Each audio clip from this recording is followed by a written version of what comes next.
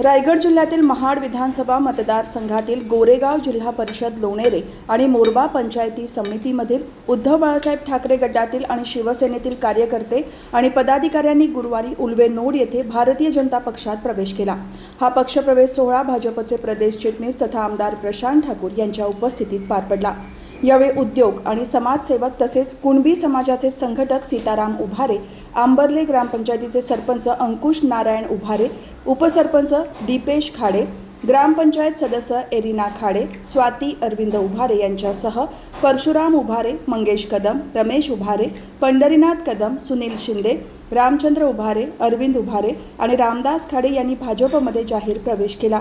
या प्रसंगी भाजपचे महाड विधानसभा प्रमुख बिपिन महामुणकर, रायगड जिल्हा उपाध्यक्ष भालचंद्र महादेव, मंडळ अध्यक्ष युवराज मुंडे आणि सुनील सोनगिरे आदी मान्यवर उपस्थित होते।